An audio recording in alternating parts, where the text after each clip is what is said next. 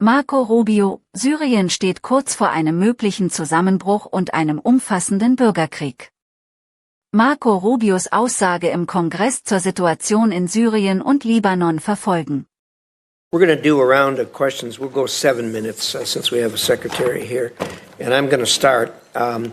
One of the things that you mentioned, and admittedly, what we're dealing with here is a large number of subjects. I want to focus on one that Senator Shaheen and I have worked together on, and that's the Syria matter. Thank you and the President for suspending or lifting the sanctions on Syria. I think the next step, and I think you agree with us, that both Syria and Lebanon are opportunities for us. And we need to explore the opportunities with a careful eye on what's going on to make sure it stays on track.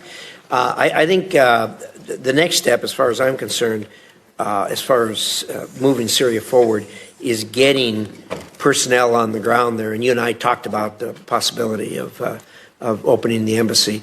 And I understand that this isn't a classified setting, but can you maybe describe for us the challenges of opening the embassy, why we haven't done it to this point, staying within the bounds of the Yeah, well, it's entirely driven by security concerns. By the way, it's not the transitional authorities. We don't think they would harm us, but there are other elements on the ground in Syria that we have to be able to protect our important people. Point. And there are the ability, you don't just have to be able to get people in, you have to be able to get people out. We have all kinds of requirements that are there for a reason. If someone is hurt, do you have a medical evacuation plan? Can you secure a facility from an attack from an armed group, many of whom are still running loose in the country, unfortunately? It's one of the fundamental challenges the transitional authority is facing. On the broader point of Syria, I would say when Syria, if you look at the history of the region, when Syria is unstable, the region becomes unstable. And this has certainly been true after the Arab Spring led to the Assad rebellion against Assad, and that really destabilized the entire region. And then it turned Syria, frankly, into a playground for jihadist groups, including ISIS and others, that used it to operate and to destabilize their partners. So you have this change in December. And my view, which I've discussed with many of you individually, is the bad news is that the transitional authority figures, they didn't pass their background check with the FBI. Okay? They've got a tough history and one that we understand. But on the flip side of it is, if we engage them, it may work out, it may not work out. If we did not engage them, it was guaranteed to not work out. In fact, it is our assessment that, frankly, the transitional authority, given the challenges they're facing, are maybe weeks, not many months, away from potential collapse and a full-scale civil war of epic proportions, basically the country splitting up. The good news is that there is a Syrian national identity. It is one of the places in the Middle East where Alawis and Druze and Christians and Sunni and Shia have lived and Kurds have lived alongside each other underneath the banner of a Syrian identity until it was broken by a butcher, Assad, who pitted them against each other. So they face a number of challenges. The first is they are dealing with deep internal distrust in that country because Assad deliberately pitted these groups against each other. He claimed to be the protector of the Alawis and the Christians and pitted them against the Druze or whoever else he wanted to, and the result is a deep level of distrust. The second is the displacement, upwards of 6, 7, 8 million Syrians living abroad. Very successful, by the way, in the countries they go to. But we need to figure out how we can enable the transitional authority to create an environment where they come back home, where they can come back to their homes, where they can help rebuild their economy. But what prompted the president to move quickly on sanctions? Because we had a plan. You know, we engaged with the foreign minister at the UN here in New York. We gave him a visa to come into the country. We allowed their finance minister to come to World Bank hearings or meetings here in Washington, D.C. The next step was I was going to meet with the foreign minister, and some of you may have met with him already at Munich, but I was going to meet with him in Turkey at the NATO gathering. But the president had an opportunity to meet with al-Shara, and frankly, he made a bold decision. I'll do it. I'll meet with them under the Saudis and the Turks that encourage that. And the rationale and the reason is we need to, right now, the most important thing is that partnering nations, the nations in the region want to get aid in, want to start helping them, and they can't because they're afraid of our sanctions. So they don't. The lifting of the sanctions, its most immediate impact will be to allow neighboring countries to begin to assist the transitional authority to build governance mechanisms that allow them to actually establish a government, unify the armed forces under one banner and the like. But I want to be frank, that won't be enough. You know, with the Caesar Act, we can issue waivers, but these waivers, because of expirations on them, are not going to attract the kind of foreign investment. Ultimately, there's going to have to be something done congressionally or more comprehensively to ensure that if the right steps are taken, we can create an environment for private sector growth that begin to provide economic opportunity to the people of Syria.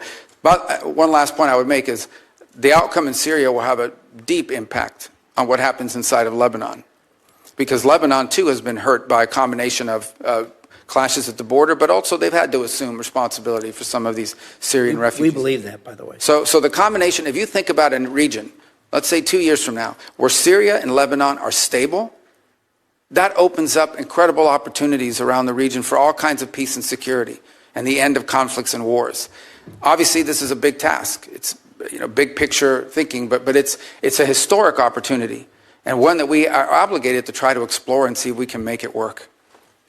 Thank you. I appreciate that, and I think we're in full agreement with this, and it is a conundrum as far as the sanctions are concerned.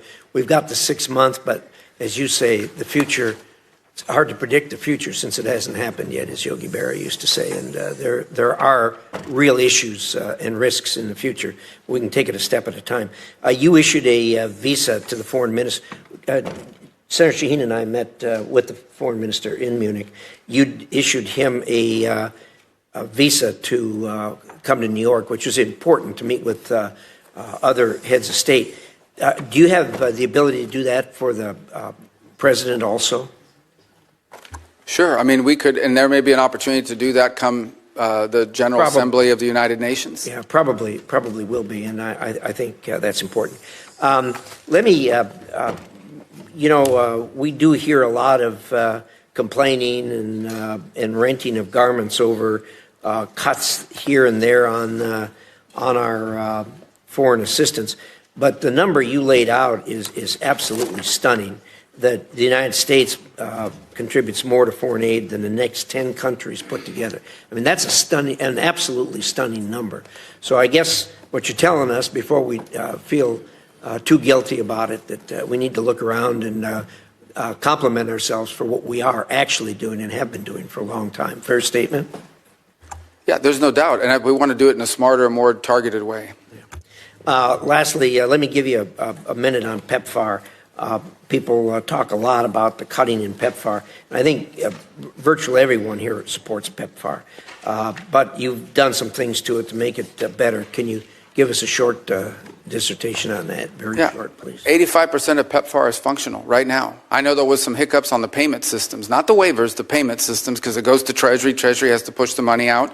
And there were some hiccups, which I acknowledged in conversations with many of you, but we have fixed that program and the money's flowing. So 85% of PEPFAR is functioning and is operating. There was reduction in about 15% of or individual pieces of the program, but PEPFAR today stands at 85% of functionality. And when I hear these stories about, well, the money's, we're moving money out of the building every single day, 20 million one day, 35 million the other. I mean, money is moving out the door. It's going to somebody. Some of it is going to pay for work that was conducted in December, January, February before the freeze, so we are paying back invoices on some of them. But most of it, and a lot of it, is going towards ongoing programmatic activities that are approved and that we've, either through a waiver and or approval process, are moving forward on.